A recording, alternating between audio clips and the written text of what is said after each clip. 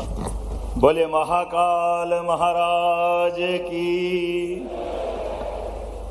आज का दिन उज्जैन के लिए, मध्य प्रदेश के लिए और पूरे देश के लिए जोड़ के कहूं तो कोई अतिशयोक्ति नहीं होगी। यशस्वी प्रधानमंत्री श्रीमान नरेंद्र मोदी जी का जोरदार अभिनंदन को ये मेडी सिटी की कल्पना अगर किसी ने की है हेल्थ डिपार्टमेंट को लेकर के, वो है एकमात्र दुनिया के सबसे बड़े देश के सबसे बड़े गणतंत्र के नायक यशस्वी प्रधानमंत्री श्रीमान नरेंद्र मोदी जी। हमें इस बात का आनंद है, परमात्मा की कृपा से। कभी कभी मेरे पूर्ववक्ता अनिल जी, दूसरे अनिल जी, सभी का मनोभाव यही है, कुछ कुछ कारण से अटकता गया मेडिकल कॉलेज, लेकिन आज ये जो मंच शोभायमान है, जोरदार अभिनंदन करो पूरे मंच के लिए। इस कार्यक्रम के साक्षी बन रहे हमारे उप मुख्यमंत्री और स्वास्थ्य मंत्री श्रीमान राजेंद्र शुक्ला जी, जोरदार अभिनंदन राजेंद्र जी का भी। हमारे स्वास्थ्य राज्य मंत्री और सुयोग्य मंत्री नरेंद्र शिवाजी पटेल, इनका भी जोरदार अभिनंदन करो। पूरा मंत्रालय आपके बीच में आया है। हमारे यशस्वी प्रभारी मंत्री गौतम टेटवाल जी, जब से आए गौतम जी, हमारे लिए रोज दिन दूना रात चौगुना उज्जैन का विकास हो रहा है। इस अवसर पर हमारे माननीय सांसद, जो खास तौर पर मेरी बात के आधार पर पता नहीं कहाँ दक्षिण भारत पे थे, हमारे अनिल फिरोजिया जी, जोरदार अभिनंदन अनिल फिरोजिया जी का। और दूसरे माननीय सांसद बाल योगी उमेश नाथ जी महाराज जी को भी प्रणाम करता हूं, आपका भी अभिनंदन है। इस अवसर पर हमारे माननीय विधायक श्रीमान अनिल जैन कालूहड़ा जी, जोरदार अनिल जैन जी के लिए ताली वगैरह। और जो नाम बोल रहा हूं क्रमशः, हमारे सतीश मालवी जी, जोरदार अभिनंदन सतीश जी का। जितेंद्र पंड्या जी का, बड़नगर विधायक, डॉक्टर तेज बहादुर जी का।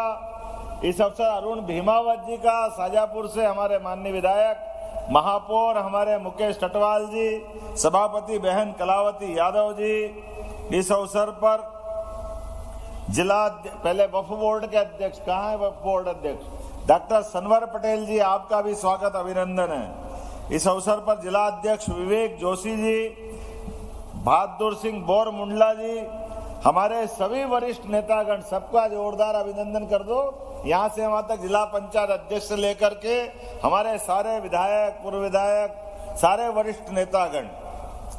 आज का दिन तो वाकई परमात्मा ने कुछ खास ही लिखा है, इतना खास कि लगातार पूरे साल, यद्यपि हमारे अपने कई कामों की सौगात पूरे प्रदेश में देने को मिल रही है, लेकिन भारत सरकार की योजना के साथ मिलकर के कदम से कदम मिलाकर के चलने में जो मजा आज के कार्यक्रम का आ रहा है, वो सारा कार्यक्रम एक तरफ और आज का कार्यक्रम एक तरफ।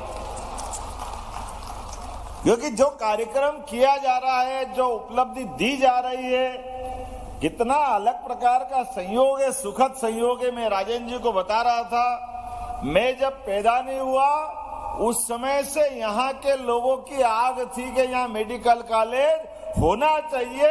उज्जैन 1965 के पहले 3 दिन बन रहा, मैं पैदा बाद में हुआ, लेकिन वो आग थी जिस आग के आधार पर केवल उज्जैन नहीं, ये मेडिकल सिटी और मेडिकल कॉलेज सब मिलाकर के जो कंसेप्ट हुआ, परमात्मा की दया से आज हमारे हाथों ये हो भी रहा है। लेकिन उसके साथ एक और जानकारी भी, ये मेडिकल कॉलेज अकेला नहीं है, ना मेडिकल सिटी है। मेडिकल सिटी अब ये पूरा परिक्षेत्र बन रहा है। अपना मेडिकल डिवाइस पार्क, भारत का सबसे बड़ा मेडिकल डिवाइस पार्क अगर कहीं है तो विक्रम उद्योगपुरी उज्जैन में है। हमें इस बात का आनंद है।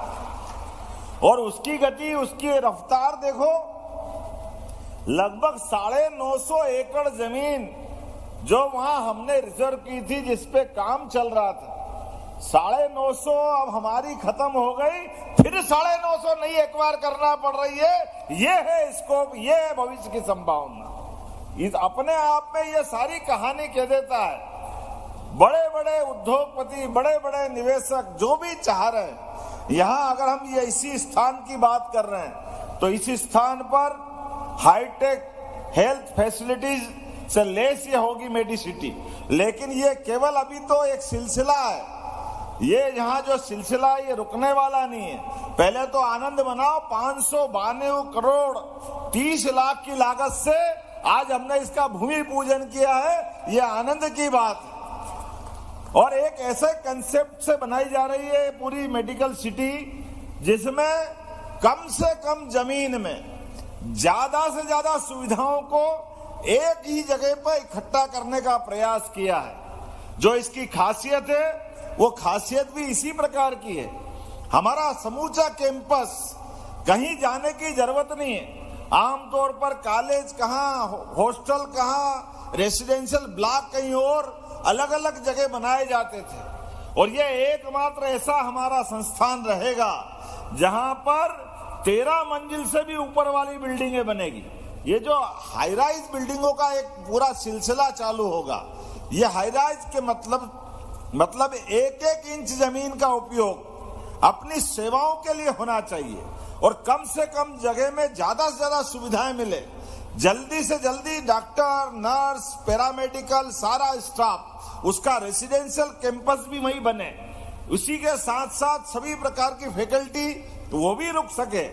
सभी प्रकार के विभिन्न विभागों के माध्यम से कोई भी चिकित्सा के क्षेत्र की सर्जरी या कोई भी चिकित्सा के क्षेत्र की बीमारी का इलाज यहीं पर होगा, कहीं जाने की जरूरत नहीं है। ये पूरा का पूरा कॉन्सेप्ट, और उससे भी आगे बढ़कर भविष्य की दृष्टि से भी जिस जिस नए क्षेत्र में जाना पड़ेगा उस सबके लिए पर्याप्त इंतजाम। और भाग्य की बात है, ये हमने अपनी इस मेडिकल कॉलेज के मेडिसिटी के कैंपस को ये 1872 में स्थान चयन हुआ है। 1872 का पूरा ये चिकित्सा क्षेत्र की सुविधाओं के लिए रिजर्व की गई लैंड। काल के प्रवाह में बाद में 1895 से हमारा पहला नजर अली मिल कैंपस बना इंडस्ट्रियल ग्रोथ रेट के आधार पर अपने यहाँ पर, और 1895 के बाद बनते बनते विनोद मिल, बीमल मिल, हीरा मिल, ये तमाम जिनिंग प्रेस, ये सारे के सारे अपने औद्योगिक क्लस्टर का जो रूप बना था, मैं आपको गारंटी से कह सकता हूं ये मेडिकल सिटी आने वाले समय में, आज के स्तर पे भी अधिकारी भी यहाँ मौजूद है। अभी ये यहाँ का कैंपस तो पूरा होगा, लेकिन भविष्य की जितनी आवश्यकता है वो सारी लैंड भी अभी हमारे पास और रिजर्व है, ये मैं बताना चाहता हूँ।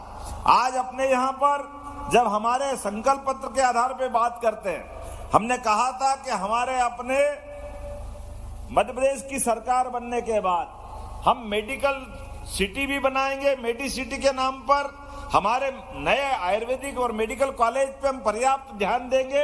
अगर अपन इसका हिसाब लगाए तो थोड़ा सा अतिशयोक्ति नहीं होगी। आजादी के बाद मध्य प्रदेश के गठन में 1956 से लगाकर हमारे 2003-04 तक कुल 5 मेडिकल कॉलेज इस मध्य प्रदेश की धरती पे थे। छठा रायपुर है, लेकिन वो रायपुर अलग हो गया था तब तक। तो ये 5 मेडिकल कॉलेज 55 साल में मिले हैं। मुझे गर्व है हमारे विचारधारा की सरकार के बलबूते पर आज हमारे पास 17 मेडिकल कॉलेज चल रहे हैं। ये हमारी अपनी इस विचारधारा की बात, और 17 वो और 13 मेडिकल कॉलेज प्राइवेट, अर्थात 13 और 17 ये 30 मेडिकल कॉलेज चल रहे हैं। लेकिन अभी आपको और आधी बात बताई, आधी बताना बाकी है। हमारे पास लगभग 20 साल में 12 मेडिकल कॉलेज बना रहे हैं। हमने वर्तमान में यशस्वी प्रधानमंत्री के नेतृत्व में केवल सरकार ही सब कुछ करेगी ऐसा नहीं, सरकार के साथ समाज का भी सहकार होना चाहिए। समाज और सरकार मिलजुल करके चिकित्सा सुविधा की सारी व्यवस्था बनाए। इसी आधार पर यह निर्णय किया गया। अर्थात अगर आप प्रैक्टिकली देखोगे तो हमारे पास 5 से लेकर के 2024 तक हमारे पास ये सरकार के समय तक अभी 3 मेडिकल कॉलेज नीमच, मंदसौर और सिवनी, जहां 100 मेडिकल की सीटें आई। इनको मिलाकर 17 मेडिकल कॉलेज आज हमारे वर्तमान में संचालित है। लेकिन 17 मेडिकल कॉलेज के आधार पर जो मैं बात कह रहा हूं, ये 12 मेडिकल कॉलेज अर्थात नए जुड़े, लेकिन एक ही साल में पीपीपी मॉडल पर 12 मेडिकल कॉलेज इसी महीने दिसंबर में हम उनका टेंडर फाइनल करके नए कॉलेज जोड़ने जा रहे हैं अगले साल की दृष्टि से। ये बड़ी सौगात है। 12 हमारे पास बन के तैयार हुए, लंबा समय चला गया, लेकिन आज के इस बदलते दौर में हमारे जो हॉस्पिटल है 400 क्षमता के, 300 क्षमता के, इन हॉस्पिटल को जोड़ करके मेडिकल की शिक्षा, यह बहुत मामूली बात है, ऐसा होना चाहिए। हमारे लिए आपकी जानकारी के लिए बता दूं, जब सरकार हमारी बनी तो पहले 2 अलग अलग मंत्रालय थे, मेडिकल एजुकेशन अलग, सामान्य हमारा चिकित्सालय विभाग अलग, 2 मंत्री अलग अलग काम करते थे। आने के बाद हमने सबसे पहले काम ये किया, 2 अलग अलग नहीं रहना चाहिए, एक ही रहना चाहिए, और एक बनाने का काम किया। और एक की जवाबदारी राजेंद्र हमारे शुक्ला जी को दिए, जो डिप्टी सीएम हमारे पास। हमारी सरकार के पैसे का एक एक उपयोग सदुपयोग में बदले, व्यवस्थाओं पे नियंत्रण हो और भविष्य में वो अच्छी छलांग लगा करके सरकार के माध्यम से सभी मंत्रालय काम करना चाहिए। इसलिए एक नहीं, कई सारे सेक्टर में काम कर रहे हैं। इस हेल्थ के सेक्टर में मैं बताना चाहूंगा, पूरे देश में एकमात्र राज्य मध्य प्रदेश है। बड़े लोग, हम पहले कभी टीवी में देखते थे कि कोई मेडिकल का बीमार हो जाए तो उसको एयर एम्बुलेंस से लिफ्ट कराते हैं, हेलीकॉप्टर की एयर एम्बुलेंस से ले जाते हैं। हमारे पास इतने बड़े देश के अंदर जब यशस्वी प्रधानमंत्री ने आयुष्मान योजना लागू की है, तो मुझे इस बात की प्रसन्नता है, 3 महीने से भी कम समय में हमने एयर एम्बुलेंस की सुविधा देने का काम किया है मध्य प्रदेश की धरती के ऊपर। पहली बार जो लगातार सिलसिला चल रहा है, नजदीक में कोई हवाई पट्टी हो, एयरपोर्ट हो, हवाई अड्डा हो, तो हमारे विमान वहां जाकर के व्यक्ति को लिफ्ट करने कर जहां उसकी बीमारी अच्छी हो सकती है वहां पहुंचाएंगे। हमारे रीवा में तो 24 घंटे एयर एम्बुलेंस का काम होने लगा है, क्योंकि वहां नाइट लैंडिंग चालू हो गई। पहले वो केवल दिन में उड़ाते थे, अब 24 घंटे महाकौशल, विंध्य, क्योंकि वहां हमारे पास एक एक एयरपोर्ट है। इसलिए आज के जमाने में केवल एयरपोर्ट को हमारी व्यक्तिगत सुविधा के बजाय जीवन उपयोगी चीजों से जोड़ के चल रहे हैं। और एयर एम्बुलेंस में हेलीकॉप्टर, जहां हमारी हवाई अड्डा नहीं है वहां हेलीकॉप्टर से उठा के ले जाएंगे, लेकिन व्यक्ति की जान बचाना ये हमारी सरकार की जवाबदारी है और हम इस पे काम कर रहे हैं। अभी नक्सलाइट हमले में जो हमारा जवान घायल हुआ, कल की बात है, आप समाचार पत्रों में देख रहे होंगे, एक गोली लगी, गोली लगने के आधार पर व्यक्ति घायल होकर के गोंदिया हॉस्पिटल में भर्ती करा, लेकिन 2 दिन में गोली नहीं निकाल पाए। कोई कारण हो सकता, गंभीर चिकित्सा की व्यवस्था है, तो डॉक्टर और कलेक्टर दोनों ने रिकमेंड किया कि एयर एम्बुलेंस चाहिए। चुटकी बजाते हुए एयर एम्बुलेंस पहुंची, व्यक्ति को शिफ्ट कर दिया। यह अपनी सरकार की भावना है, 1 रुपया किसी का नहीं लग रहा, केवल आयुष्मान योजना के माध्यम से। और अब तो यशस्वी प्रधानमंत्री ने और आगे बढ़ाया है।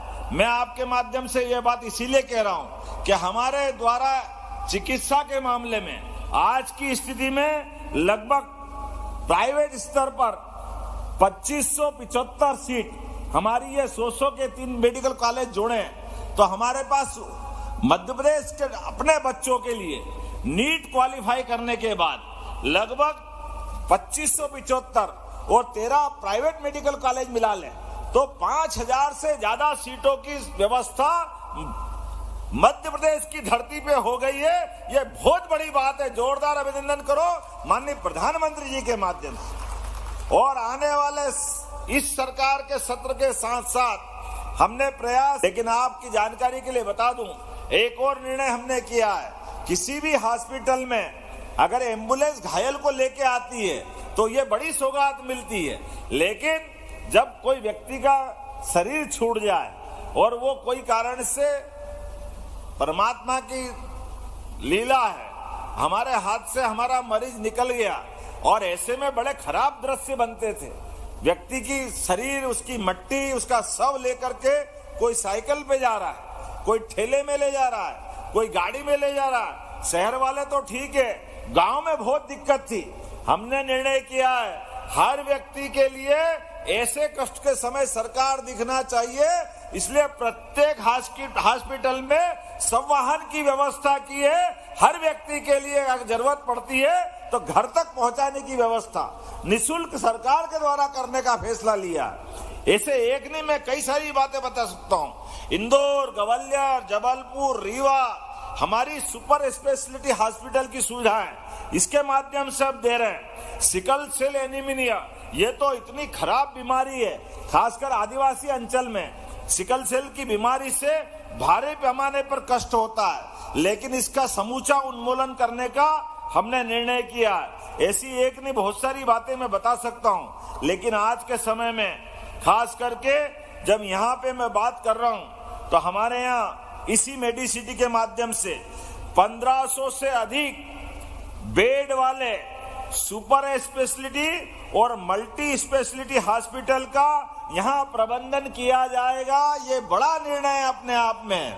1500 बहुत बड़ी संख्या होती है, लेकिन ऐसी कई सारी चीजें हैं हमारे पास। आने वाले समय में मध्य प्रदेश के अंदर मेडिकल टूरिज्म भी बढ़ रहा है। हमारे यहाँ इंदौर में अरविंदो मेडिकल कॉलेज के माध्यम से विदेश के लोग भी इलाज कराने आ रहे हैं। तो हम जब महानगर की कल्पना कर रहे हैं, इंदौर, उज्जैन, देवास, धार, ये मेट्रोपॉलिटन सिटी में बदलेगा। लेकिन ये नहीं, हमारा ग्वालियर, जबलपुर, भोपाल और रीवा, सतना जोड़ करके भी एक तरह से महानगरों की कल्पना की गई। आने वाले 2047 तक जब देश का शतक पूरा होगा, अमृत काल पूरा होगा, तो ये समूची सुविधाओं के आपस में एक दूसरे से तालमेल कराने के लिए हमने मेडिकल टूरिज्म के आधार पर भी इसी प्रकार की मेडिसिटी के लिए प्राइवेट सेक्टर के लिए भी प्रयास किया है। प्राइवेट सेक्टर के लोग आकर भी हमारे यहाँ पे केवल अपने देश वाले नहीं, केवल अपने प्रदेश वाले नहीं, विदेश में भी, आपकी जानकारी के लिए बता दूं, विदेशों के अंदर जो लोग रहते हैं उनके साथ एक कठिनाई है, सब कुछ इंश्योरेंस पे है, लेकिन सामान्य बीमारी का इलाज कराने जाए हॉस्पिटल में तो बीमारी के लिए जांच के बाद ऑपरेशन के लिए 1 साल, 2 साल, 3 साल, 4 साल आगे तक नंबर लगते हैं। उनका ये प्रबंधन नहीं है, आज बीमारी मालूम पड़ी कल अपनी इलाज करा लो। ये व्यवस्था अगर कही है, ये भारत में जोरदार अभिनंदन करो माननीय हमारे सभी शिक्षा कर्मियों के साथ स्वास्थ्य अधिकारियों, स्वास्थ्य से जुड़े सब लोगों के लिए ये इतना अच्छा प्रबंधन है। तो जब बीमारी कहीं भी हो, किसी देश में भी हो, अगर वो उसके पास संसाधन है, वो अगर हमारे पास आकर लाभ ले सकता है तो हम क्यों लाभ नहीं देंगे? ये तो हमारा फर्ज बनता है। हमने कहा सर्वे भवन्तु सुखिनः, सर्वे सन्तु निरामया। तो ये वेद वाक्य खाली बोलने के लिए नहीं है, पूरी दुनिया के लिए। कहीं से भी कोई बीमार आए, कहीं से भी कोई कष्ट में आए, उसको अच्छा करके देने की ये हमारी लंबी परंपरा है। हम इस दोबारा भारत के अंदर मेडिकल टूरिज्म को बढ़ावा देने के लिए सबसे पहले कोई सरकार सक्रिय है तो मुझे गर्व है। मध्य प्रदेश सरकार माननीय मोदी जी के नेतृत्व में डबल इंजन के रूप में अपनी रोल अदा करना चाह रही है। अभी अनिल जी, मैं आपसे कुछ बातें छिपा रहा हूं, क्योंकि जो थाली में है उसकी बात करो। अभी जो नहीं है, मालूम पड़ा थाली में सब्जी पूड़ी तो इसका आनंद लो। कल लड्डू वाफले मांग रहे हो, वो भी मिलेंगे, चिंता मत करो। मालपुआ भी मिलेगा, उसकी चिंता मत करो। आज का जो आनंद है, लेकिन फिर भी अब आपने कहा तो वहां से उठ कर आया अनिल जी। हमारे उज्जैन के अंदर लगभग 125 साल पहले, लेकिन सिंधिया महाराज ने तो उसका कारण लिया था, 125 से 150 साल पहले कलेक्टर कार्यालय, पहले सूबेदार कार्यालय के नाम से जाना जाता था, हमारा गोपाल मंदिर पे लगता था। बाद में उसको शिफ्ट किया कोठी पैलेस पे, लेकिन बड़े दुर्भाग्य के साथ कहना पड़ रहा है इतना ही दूर, उस समय तो कुछ था ही नहीं, लेकिन वहां जब वो कार्यालय स्थापित किया। लेकिन आज हमारे माननीय मंत्रीगणों को बताना चाहूंगा आज की स्थिति कैसी है कि हमारे यहाँ वो उस समय केवल जिला कार्यालय था, जब संभाग कार्यालय होगा और बड़े बड़े कार्यालय आ गए। अब आईजी अपने घर से कार्यालय चला रहा है क्योंकि जगह नहीं है, डीआईजी यातायात थाने से कार्यालय चल रहा है क्योंकि जगह नहीं है, कलेक्टर 2.5 किलोमीटर दूर बैठते हैं, एसपी फ्रीगंज में बैठते हैं, ये जो अलग अलग बैठते हैं। और हमारे लिए तो और आनंद की बात है जब धर्मस्व का संचालनालय भोपाल से चल करके वो भी उज्जैन में आ गया है। पूरे प्रदेश के धर्म स्थानों के लिए भी अगर प्रबंधन करने की व्यवस्था रहेगी तो उज्जैन में रहेगी। ऐसे में हमने योजना बनाई है फ्रीगंज के अंदर हमारा पुलिस कंट्रोल रूम के सामने पुराना माधवनगर थाने वाली जगह पर नया कलेक्टर कार्यालय बनाने वाले हैं। इसके संबंध में सारी प्रोसेस कर दी है। हमारा 150 साल लग गए एवरेज रूप से तो पूरे शहर में आने का कलेक्टर कार्यालय का, लेकिन इन सारी सौगातों के पीछे बहुत सारी बात है। एक बार में मत वसूलो, अब आप पधारो, मेरे को दूसरी बात भी करना है। आज के इस अवसर पर चूंकि ठंड का टाइम है, अब हेलीकॉप्टर उड़ नहीं पाएगा, आने वाले समय के लिए भी बहुत सारी बातें रख रहा हूं। लेकिन ये बात हमारे को याद है कि हमारे यहाँ आयुर्वेदिक का कॉलेज है, एलोपैथिक का कॉलेज है, ये डॉक्टर तेज बहादुर होम्योपैथिक के कॉलेज वाले हैं। इनका आग्रह है कि वो भी आना चाहिए उज्जैन में। मेडिसिटी बना रहो तो मैं यही घोषणा करता हूं हमारा होम्योपैथिक कॉलेज भी उज्जैन में खोला जाएगा। इसके दृष्टि से ये मेडिसिटी का ही पार्ट है। डॉक्टर साहब मैं एक बात करके अलग से नहीं कर रहा हूं, लेकिन इसको जोड़ करके उज्जैन में हमारा इस प्रकार से ये बड़ा काम होगा। आज मैं बातें तो बहुत सारी कर सकता था, लेकिन समय की थोड़ी कमी है। आने वाले समय में हम सब जानते हैं पहला सुख निरोगी काया, इसलिए आज अपनी ये जो सुविधा दी जा रही है कोशिश कर रहे हैं, जैसा हमारे विभाग के मंत्री जी ने कहा है कि सिम्हस्थ 2028 में, लेकिन ये प्रयास रहेगा किसी भी हालत में सिम्हस्थ के पहले ये पूरा कैंपस बनकर के चलायमान हो जाए। इस संकल्प के साथ एक बार फिर इस पूरी सौगात की बधाई देता हूं। बहुत बहुत धन्यवाद। भारत माता की। बहुत बहुत धन्यवाद माननीय मुख्यमंत्री जी। 592 करोड़ से ज्यादा की लागत से आपने एक बड़ी सौगात, जोरदार तालियां बजाएं। एक दूरदर्शी नवाचार उन्मुख मुख्यमंत्री हम सबको मिले हैं, अपने नवाचार के लिए जाने जाते हैं। अब हित लाभ वितरण के लिए सबसे पहले हमारे 3 हितग्राही हैं। सामुदायिक स्वच्छता परिसर यानी स्वच्छ भारत मिशन से श्रीमती मंजू मुकेश, अंजना और तेजकरण जालम भगवान जी यथाशीघ्र आएंगे। माननीय मुख्यमंत्री जी उन्हें 4.84 बात करें कि लागत का ये चेक भेंट कर रहे हैं। साथ में माननीय उप मुख्यमंत्री जी, माननीय साथ में नरेंद्र शिवाजी पटेल जी, माननीय सभी गणमान्य व्यक्तित्व ये हैं इस समय श्रीमती मंजू मुकेश, अंजना जी, जिनको इस समय सामुदायिक स्वच्छता परिसर स्वच्छ भारत